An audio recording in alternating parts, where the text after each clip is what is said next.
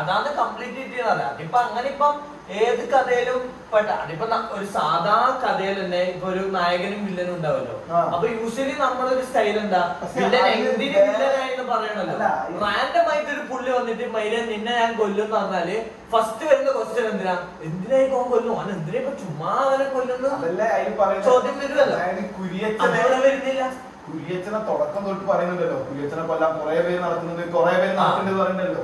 അപ്പൊ അതായത് കുര്യച്ചൻ അങ്ങനെ അത് മനഃപൂർവ്വം ചെയ്തതാണ്, അല്ലാതെ അത് കംപ്ലീറ്റ് ആവേണ്ടതല്ല. അത് മനഃപൂർവ്വം അങ്ങനെ ഒരു ഇമേജ് ഉണ്ടാക്കിയത്. അതായത് ഈ സുകുമാരക്കുറി പോലത്തെ ഒരു ലെജൻഡ് പോലെ ഒരു അർബൻ ലെജൻഡ് പോലെ കുര്യച്ചനെ ചെയ്തു വെച്ചതാ. അതെ, അതില് അതായത് അറ്റ്ലീസ്റ്റ് ഇയാള് എന്ത് ഫീൽഡിൽ ഊമിപ്പിച്ചു അങ്ങനെ എന്തെങ്കിലുമൊക്കെ പറയും. ഇപ്പൊ സുകുമാരക്കുറിപ്പ് ഊമിച്ച എല്ലാരും അത് പറയുന്നില്ലല്ലോ. സുകുമാരക്കുറിപ്പ് പല പല ഫ്രോഡിലുണ്ടായിരുന്നു.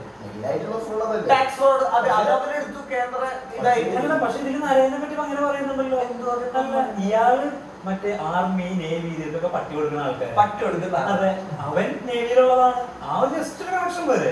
അതെ അതാണ് അധികം ക്യൂസ്. കാരണം ഇയാൾ നമുക്കറിയുന്ന കുര്യച്ചൻ എന്താ ജസ്റ്റ് പട്ടി ബ്രീഡറാ. അതായത് പല പല ബ്രീഡുള്ളത് ടോപ്പ് ബ്രീഡിനാക്കി ആർമിക്കിനൊക്കെ സപ്ലൈ ചെയ്യുന്നത്.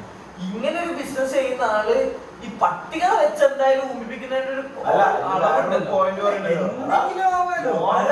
പക്ഷെ അതിനൊരു ഇത് വേണ്ട. അതായത് കുര്യച്ചൻ പട്ടി മാത്രമല്ലല്ലോ, കുര്യച്ചൻ റിച്ച് ആസ് ഫക്ക് അല്ലേ.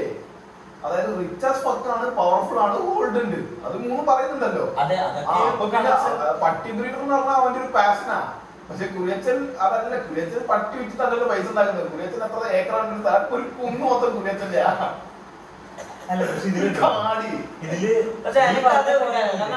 ക്യാരക്ടറിനെ മൊത്തമായിട്ട് ഇത് പറയുന്നില്ല. അതായത് അയാള് വലിയ ചെറ്റാണ്, വലിയ ഫ്രോഡാ. അറ്റ്ലീസ്റ്റ് അയാൾ ചെയ്ത ഒരു മെയിൻ ചെറ്റ് തരാം. അല്ലെങ്കിൽ ഇപ്പം അതായത് ഈ സിനിമയിൽ അവസാനം വരെ ഇയാളെ അന്വേഷിച്ചെത്തുന്ന നരയനാണല്ലോ. അതായത് ബാക്കി എല്ലാവരും സൈഡാവുന്നു, പോലീസിനെ സന്ദീപ് സൈഡാകുന്നത്. ഫോട്ടോ അതെല്ലാം കഥയുടെ ആളുണ്ടോ അത് സംഭവിച്ചറിയില്ല. ഇത് കഥ പോണത് സംഭവം മിക്ക സിനിമകളിലും കഥ പോകുന്നത് ഒരാളിലൂടെ ആയിരിക്കും. ഇപ്പൊ എന്താ പറയാ, സല്യൂട്ട് എന്ന് പറഞ്ഞ ഇപ്പൊ സല്യൂട്ട് അല്ല ഏതെങ്കിലും ഒരു ഇൻവെസ്റ്റിഗേഷൻ സിനിമ എടുക്കുക.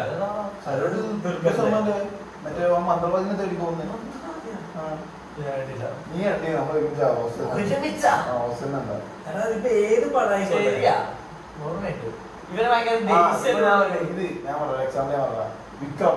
വിക്രത്തില് ഫസ്റ്റ് ഹാഫ് കഥ പോകുന്നത് ഫഹദ് ഫാസിലിന്റെ മുന്നോട്ടിലൂടെയാണല്ലോ. ഫഹദ് ഫാസിലുള്ള കഥ മുന്നോട്ട് കൊണ്ടുപോകും. ആരെങ്കിലും അങ്ങനെ വേണ്ട കൊണ്ടുവരാൻ അത് തന്നെ ഇവിടെ നരേന്ദ്ര റോളുള്ളൂ. പക്ഷെ നീ ഇങ്ങനെ ആലോചിക്ക്. അത് സംബന്ധിച്ച് ഞാൻ ഇപ്പൊ ഇതിലിപ്പോ ബാക്ക് സ്റ്റോറി കൊടുത്തേക്കുന്നത് നീ പറഞ്ഞ പോലെ നോക്കുകയാണെങ്കിൽ ഈ തകരത്തിന് കൊടുത്തിട്ടുണ്ട് ചെറിയൊരു ബാക്ക് സ്റ്റോറി. പിന്നെ കൊടുത്തത് ആർക്കാ, മറ്റേ നരേന്ദ്ര ഒപ്പം വണ്ടി ഇടിക്കുമ്പോ ഒരു ആളുണ്ടാകില്ലേ, അയാൾക്ക് എന്തുകൊണ്ടാണ് എനിമിക്ക് വന്നെന്നുള്ള ജസ്റ്റ് കാണിക്കുന്നുണ്ട്. പോലീസുകാരനല്ലടാ ആ റൂമിൽ എന്താ അയാൾക്ക് ശത്രുത. കാരണം അയാൾ പറയുന്നത് കുര്യച്ചൻ ഇങ്ങനെ റാൻഡം ആയിട്ട് ആൾക്കാരെ കൂട്ടിക്കൊണ്ട് പോകുന്നത് ആ റൂമിൽ നിന്ന് ഇറങ്ങുമ്പോഴത്തേക്ക് പിന്നെ അവരൊക്കെ കുര്യച്ചൻ പറയുന്നത് എന്ത് ചെയ്യും. പക്ഷെ അതിനെന്തിന് ഇയാൾക്ക് ദേഷ്യം വേണം? കുര്യച്ചൻ ഇത്ര ടോപ്പ് ആവുന്നതുകൊണ്ടുള്ള അസൂയാണ്. അല്ല അതായത് ഇങ്ങനെ ഇപ്പൊ അവര് ഫുള്ള് പോലീസിന്റെ ഉള്ള ആൾക്കാരാണല്ലോ. അതായത് ഓരോരുത്തരും കൂട്ടിക്കൊണ്ട് പോകും. പിന്നെ കുര്യച്ചൻ പറഞ്ഞത് എന്തോ പട്ടി ചെയ്യുന്ന പറയണേ. അതിപ്പോ എന്ത് വേണേലും ആവാം, അവരെ എങ്ങനെ രീതിയിൽ വേണേലും പീഡിപ്പിക്കുക, എന്ത് വേണേലും ചെയ്യാം. അപ്പൊ അങ്ങനെ നോക്കുമ്പോ ഇപ്പൊ നീയാണ് പോലീസുകാരെന്ന് വിചാരിക്കുക, ഞാൻ കുര്യച്ചനാന്ന് വിചാരിക്കുക. ഞാൻ സീറ്റിനെ കൂട്ടി പോയിട്ട് വരാകുമ്പോ എന്റെ വേണേലാവില്ല. അപ്പൊ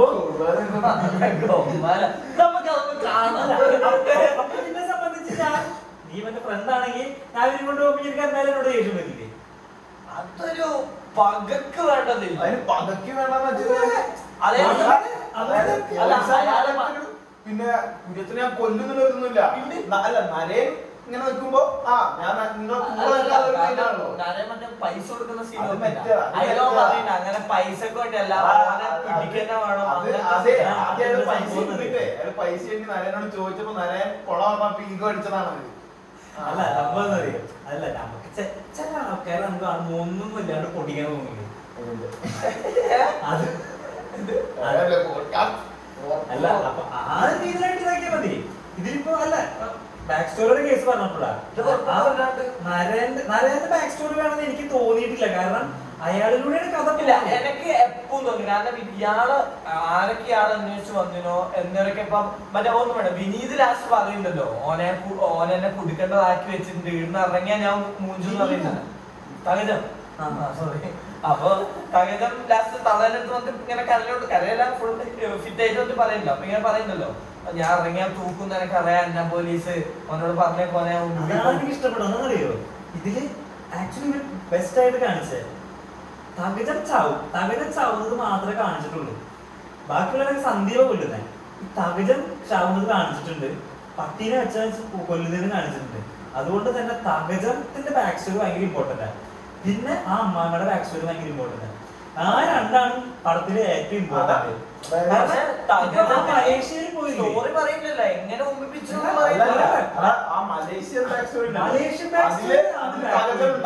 അങ്ങനെ ഇപ്പൊ ഒരു സിനിമ ഒരു മൈലും പറയാണ്ട് എടുക്കാൻ പറ്റൂലല്ലോ. ഈ പടത്തിലല്ലോ, ഈ പടം ആക്ച്വലി ഈ പടത്തിൽ ആക്ച്വലി ആ തകജൻ വീട്ടിൽ വന്ന് കഥ ഐ മീൻ ഈ പറഞ്ഞില്ലായിരുന്നെങ്കിൽ, അതായത് മറ്റേ സോയനെ കൊന്നത് നിന്നെ കിട്ടാൻ വേണ്ടിട്ടാണെന്ന് പറഞ്ഞില്ലായിരുന്നെങ്കിൽ ഈ അമ്മാമ്മ ഈ ഇതാകില്ല. അല്ല അതൊക്കെ ഇമ്പോർട്ടന്റ് ആണ്. ഞാൻ പറഞ്ഞു ഒന്നും പറയുന്നില്ല സിനിമയുടെ പേരെന്ന് ഇൻഫിനിറ്റ് ക്രോണിക്കിൾസ് എന്നുള്ള സാധനം ഉണ്ടല്ലോ. അതായത് അതാണ് സംഭവം. അതായത് കുര്യച്ചൻ ഒരുപാട് ഊമ്പിത്തരം ചെയ്തിട്ടുണ്ട്. അതിലൊരു ഊമ്പിത്തരത്തിനെ പറ്റിയാണ് ഈ സിനിമ. ആ ഊമ്പിത്തരാണ് ഈ പെണ്ണുങ്ങളെ ചാമ്പിയത്. അതെ അതെ, അതിന്റെ ആ ചാമ്പുന്നതിനായിട്ട് ബന്ധപ്പെട്ട് പല ഊമ്പിത്തരങ്ങളും നടക്കുന്നുണ്ടല്ലോ. നരേനെ ചാമ്പിയതും ഈ പെണ്ണുങ്ങളെ ചാമ്പിയതും തമ്മിൽ ബന്ധമില്ലല്ലോ. ഇല്ല, പക്ഷെ അത് അതായത് ഒരാളൊക്കെ, അതായത് നരേനൊക്കെ ഇത്രയും കാര്യമായിട്ട് ഇയാളെ പോകുന്നുണ്ട്. നമുക്കൊരു സംശയം വരും. ഡയലോഗ് വൈസ് പറയുന്നുണ്ടല്ലോ, അതായത് നരേൻ ഇപ്പൊ സസ്പെൻഷനിലാണ്, കഴിഞ്ഞാൽ നരേൻ മുമ്പെന്നെല്ലാം പറയുന്നുണ്ടല്ലോ. അതെ, അത് ആ ഒരു ഡയലോഗാണ് എന്നെ അധികം ദിവസം. കാരണം ഇങ്ങനെ മറ്റേ നരേൻ ആദ്യം മറ്റേ സന്ദീപിനെ വന്നിട്ട് കണ്ടിട്ട് പോകുന്നുണ്ടല്ല, സന്ദീപ് തിരിച്ചു പോകുന്നുണ്ടല്ല. എന്നിട്ട് പിന്നെ ഇങ്ങനെ സന്ദീപ് ആരോട് സന്ദീപ് മറ്റേ പോസ്റ്റ് ഓഫീസിൽ വന്നൊരു ഗ്യാങ്ങില്ലേ, ഒരു പെണ്ണും ഏതൊരു പെണ്ണും മറ്റേ പറയുമ്പോ പറയില്ലേ, അതായത് കുര്യച്ചൻ പൊങ്ങാണ്ടിരിക്കേണ്ടത് ഇപ്പൊ ഓന്റെയും കൂടി ആവശ്യമാണ്. അപ്പൊ അങ്ങനെയൊക്കെ പറയുന്നുണ്ടല്ലോ. അപ്പൊ നമുക്ക് വല്ലാണ്ട് ക്യൂരിയസ് ആവും. അതായത് നമ്മളിങ്ങനെ മറ്റേ ഓക്കെ, അതായത് ബാക്കി എല്ലാവർക്കും കുര്യച്ചൻ ഊമ്പിപ്പിച്ചു. പക്ഷെ ഇതിപ്പം നരേൻ ഇവൻ തിരിച്ചു വന്ന നരേൻ വല്ലാണ്ട് ഊമ്പി. എന്തുകൊണ്ട് ഊമ്പി, എന്ത് ചെയ്തു? നേവിയിലൊരു ഡോഗിനെ സപ്ലൈ ചെയ്യുന്ന ആള് നരേനെ എങ്ങനെ പണി വെച്ചു? ശരിയാവട്ടെ, ആ ഡീറ്റെയിലിംഗ് കൊടുത്തിരുന്നെങ്കിൽ മോശമാവും തോന്നുന്നുണ്ടോ?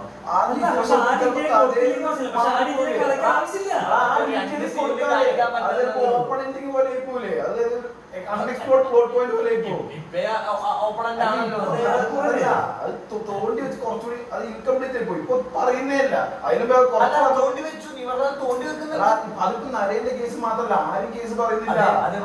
അതിപ്പോ നരേന്റെ മാത്രം പറയേണ്ട ആവശ്യമുണ്ടോ? ഇപ്പൊ നരേനാണല്ലോ മെയിൻ ആയിട്ട് കണ്ടുപിടിക്കാൻ പോകുന്ന ആള്. അപ്പൊ നരേന്റെ പറയുന്നത് പ്രശ്നമില്ല. ഞാൻ പറഞ്ഞേ, ഈ സന്ദീപ് എന്ന് പറഞ്ഞ ക്യാരക്ടർക്ക് എന്തിനു കുര്യച്ചനോട് അവൻ എവിടുന്ന് വരുന്നത് അതും ഓപ്പൺ. അതായത് ശ്രീ ഞാൻ പറയട്ടെ, ഇതൊന്നും തെറ്റാന്നല്ല ഞാൻ പറയുന്ന, പക്ഷെ അങ്ങനെ ഇപ്പൊ നോക്കുകയാണെങ്കിൽ ഇപ്പൊ അത് ഞാൻ പറയണ്ടേ. അതായത് ഇപ്പം ഏത് കഥയിലും ഞാൻ പറയട്ടെ, ഇങ്ങനെ കൊണ്ടുവന്ന് വെച്ച് പ്രശ്നമൊന്നുമില്ല. ഇപ്പൊ ഞാൻ പറയട്ടെ, വേറൊരു സിനിമ എടുത്തു, നമ്മളൊരു സിനിമ എടുക്കാന്ന് വെച്ചോ, അതിൽ ഇതുപോലത്തെ സെറ്റപ്പാ. അതായത് നിനക്ക് തുടക്കം തൊട്ട് എന്നോട് ഭയങ്കര ശത്രുത, അതാണ് ഇതിന്റെ നീ എന്നെ തപ്പി നടക്കുക, നീ എങ്ങനെ എന്നെ തപ്പി പിടിച്ച് കൊല്ലാൻ നോക്കുക. അപ്പൊ ഇത് നമ്മളിപ്പോ ഒരു ഇതെടുക്കുമ്പോ സ്വാഭാവികമായിട്ട് കാണുന്ന ഒരാൾക്ക് വരുന്നത് എന്തിനു ഇവൻ ഇങ്ങനെ തപ്പി നടക്കണം, എന്തെങ്കിലും ഇവൻ ചെയ്തിട്ടുണ്ടാവുമല്ലോ, അങ്ങനെ വരും. ശരി, ഞാൻ നിന്നെ തപ്പി ഇറങ്ങാണ്. പക്ഷെ ഇതിന്റെ കലയുടെ ഫോക്കസ് എന്ന് പറഞ്ഞാൽ നീ എ ബിനെ ഊമ്പിച്ചു, അതാണ് കലയുടെ ഫോക്കസ്. എ ബിനെ നീ ഊമ്പിച്ചു, നിന്നെ കാണണ്ടേ. അപ്പൊ നിന്നെ കാണണ്ടായി എന്നുള്ളതാണ് കഥയുടെ ഇത്. എ ബിനെ നീ ഊമ്പിച്ച് നിന്നെ കാണണ്ടേ. അപ്പൊ കഥ മുന്നോട്ട് പോകണ്ടേ. അതായത് ഒരു പ്രൊട്ടാഗണിസ്റ്റ് വേണ്ട, അതായത് ഈ ഓഡിയൻസ് ഒരാളുടെ കഥ മുന്നോട്ട് കാണണമല്ലോ. അതാണ് ഞാൻ. അപ്പൊ അവിടെ ഞാനും നീയും തമ്മിലുള്ള ശത്രുത അതത്ര ടൈം കൺസ്യൂമിംഗ് അല്ല. ഞാൻ പറഞ്ഞ ഒരു ഡയറക്ടർക്ക് വേണമെങ്കിൽ ഈ ബാക്ക് സ്റ്റോറി ഇപ്പൊ നമ്മള് അങ്ങനെ കുറെ ടൈപ്പ് തന്നെയല്ലോ. അത് മറ്റിങ്ങനെ മൂവിങ് ഫ്രെയിംസ് വെച്ച്, അതായത് ഒരു ഫ്രെയിമിൽ ഒരു സാധനം നടക്കുന്നത്, ഒരു കിരീട് അടുത്തിന്, അതായത് കാണിക്കണമെങ്കിൽ അത്ര, അതായത് അത്ര ഫോക്കസ് മാറാണ്ടും അത്ര ടൈം എടുക്കാണ്ടും എല്ലാം പെട്ടെന്ന് കാണിക്കാം. ഒരു 1-2 മിനിറ്റില് ഒരു ബാക്ക് സ്റ്റോറി എടുക്കാം. ഫോർ എക്സാമ്പിൾ മറ്റേതില്ലേ, ആ മറ്റേ കഥ പറയുന്നുണ്ടല്ലോ, ആ പോലീസുകാരൻ, അതായത് റൂമിൽ കയറും എന്തും ചെയ്ത്, അതെത്ര ടൈം എടുക്കുന്ന ലിറ്ററലി 10 to 15 സെക്കൻഡിലാണ് അത് പറയുക. അതാ അംബാസിഡറിൽ ഇരുന്ന് പറയുന്ന അപ്പൊ അതുകൊണ്ട് നമ്മളെ ഷിഫ്റ്റ് വല്ലതും മാറോ ഇല്ല. പക്ഷെ നമ്മൾ സ്റ്റിൽ കഥയിൽ തന്നെ ഉണ്ടെന്നാലും പക്ഷെ നമ്മൾ അറ്റ്ലീസ്റ്റ് അവെയറായി. അറ്റ്ലീസ്റ്റ് ഈ ചെന്നൈക്ക് എന്തിനാ വെച്ചാൽ ഇവരെന്തോ കണ്ടതുകൊണ്ടാണ് നമുക്ക് മനസ്സിലായി. അത്രയും അറിവ് നമുക്ക് കിട്ടി. അത് അങ്ങനെ പല ക്യാരക്ടേഴ്സ് ഉണ്ട്. ഈ സന്ദീപിന്റെ അതാണ്, അതായത് സന്ദീപ് ഭയങ്കര ലോയലാണ് ടു കുര്യച്ചൻ. പക്ഷെ കുര്യച്ചനാണെങ്കിൽ നാട് മൊത്തം നടന്ന് മറ്റേ പല ഭാര്യ, ചിലപ്പോ അതിൽ ഏതെങ്കിലും ഒരു ഭാര്യന്റെ മോനായിരിക്കും സന്ദീപ്, പറയാൻ പറ്റൂല. അത് ഏതെങ്കിലും മോനായിരിക്കും. പക്ഷെ ഇതാണ് ഓപ്പൺ ടു ജഡ്ജ്മെന്റ്, എങ്ങനെയാണല്ലോ നരേന്റെ ഒരു നല്ല ഒരു ബാക്ക് സ്റ്റോറി കൊടുത്തു കഴിഞ്ഞാല് ചിലപ്പോ നമുക്ക് തോന്നും, അതായത് ഇപ്പൊ നരേൻ ഇങ്ങനെ ഇത്ര കുര്യച്ചൻ അത്ര ആത്മാർത്ഥതകളൊക്കെ അന്വേഷിക്കുന്നുണ്ടല്ലോ. അപ്പൊ ഈ ഒരു ബാക്ക് സ്റ്റോറി കൊടുത്തു കഴിഞ്ഞാൽ ചിലപ്പോ നമുക്ക് തോന്നിയാലോ, അതായത്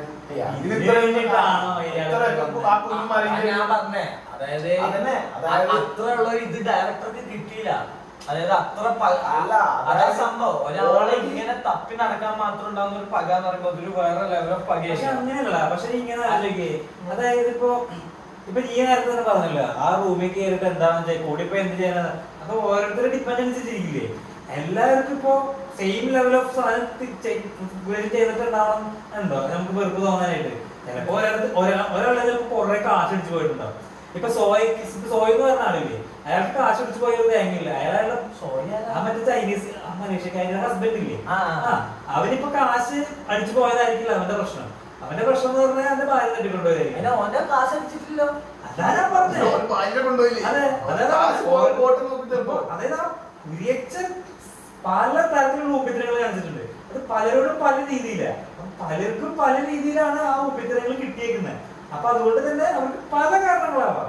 അല്ല അതൊന്നും ഞാൻ പറയില്ല, അങ്ങനെ ഇപ്പൊ പല ചട്ടകളും ഉണ്ട്. അതിപ്പോ ഞാൻ പറഞ്ഞത് കുര്യച്ചൻ ചെയ്ത എല്ലാ ചട്ടത്തരും പറയാൻ പറ്റൂല. അത് പറ്റൂല ഒരു സിനിമയിൽ പറയാൻ. അതായത് ഇയാള് ഭൂമിച്ച ആൾക്കാരുടെ ലിസ്റ്റ് മൊത്തം എടുത്ത് അയാളുടെ ഫുൾ ജീവചരിത്രമല്ല, പക്ഷെ അറ്റ്ലീസ്റ്റ് നമ്മൾ ഇൻവോൾവ് ആയിരിക്കുന്ന ആ ഒരു സീക്വൻസിലെ അത്യാവശ്യം മെയിനായി നിൽക്കുന്ന ഇപ്പൊ പെണ്ണുങ്ങളെ മുമ്പിപ്പിച്ചത് പറഞ്ഞല്ലോ. അതിപ്പോ ഞാൻ പറയട്ടെ, വേണമെങ്കിൽ ഇപ്പൊ പെണ്ണുങ്ങളെ മുമ്പിപ്പിച്ചതും പറയാണ്ട് എന്നിട്ടും പെണ്ണുങ്ങൾ കൊന്നു എന്ന് പറയുമ്പോ അത് അതിലും ഇതാവുമല്ലോ വേണമെങ്കിൽ. അതായത് അതുപോലെ ഡിമാൻഡിങ് ആയിട്ട് എനിക്ക് തോന്നി. എനിക്കത് തോന്നി. അതായത് നരേൻ എന്തിനു മുമ്പിപ്പിച്ചത്, കാരണം നരേൻ ഓൾമോസ്റ്റ് ഇയാളെ സ്വഭാവം അടക്കാറായി. ഈ ബ്രേക്കേബിൾ പോകുമ്പോ നരേൻ ഫുൾ കോൺഫിഡന്റാ, ഇല്ല മയിലേ നീ എന്നെ സൈഡാക്കാൻ നോക്കണ്ടേ. കാരണം നരേനപ്പം ഇയാളെ ഇൻ ആൻഡ് ഔട്ട് അറിയാം. ഇപ്പൊ ഞാൻ ബ്രേക്കേബിളിന്റെ കേസ് പറഞ്ഞല്ലോ, ബ്രേക്കേബിളിന്റെ കേസ് ആദ്യം നമ്മൾ വിചാരിച്ചതല്ല കുര്യച്ചനാണല്ലേ, കുര്യച്ചനായിരിക്കും കളഞ്ഞെന്നല്ലേ നമ്മൾ വിചാരിച്ചിട്ടുണ്ടാവുക. ഞാൻ റാൻഡംലി പൊട്ടിപ്പോയി എന്നായിരുന്നു വിചാരിച്ചത്. പിന്നെ അവൻ മറ്റേ പല ആൾക്കാരും അങ്ങനെ മരിച്ചു എന്ന് പറയുന്നുണ്ടല്ലോ ഏതോ സീനിൽ. അത് ഏതോ മുന്നേ ഏതോ സന്ദീപാണ് വിചാരിച്ചിട്ടുണ്ടാവില്ലല്ലോ.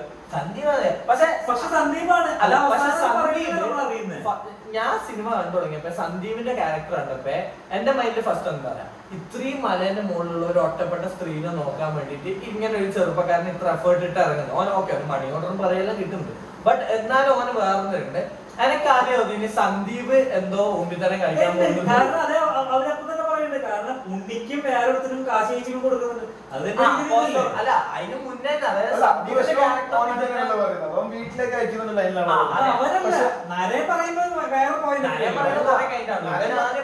ആദ്യം പറയുന്നത് വീട്ടിലേക്ക് അമ്മയ്ക്ക് അയച്ചു.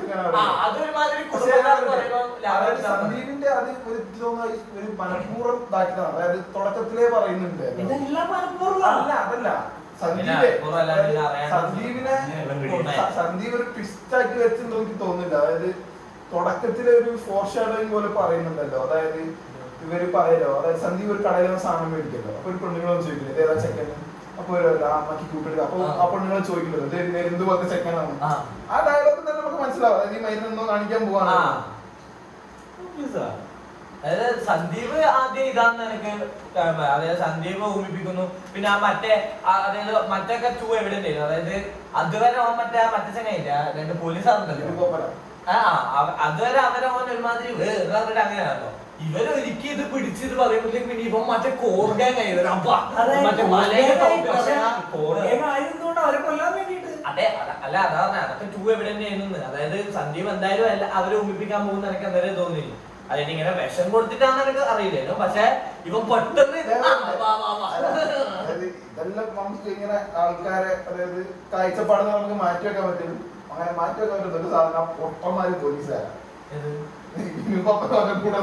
സത്യം വില്ല കോട്ട ഓപ്പറേഷന് പോയിട്ട് ഒരുത്തനെ കെട്ടിയിട്ട് മരത്തിനെ കെട്ടുമ്പോ ടെസ്റ്റ് 9 അല്ലെങ്കിൽ ഒന്നും വേണ്ട ആ ചെക്കന്റെ സ്റ്റാൻഡ്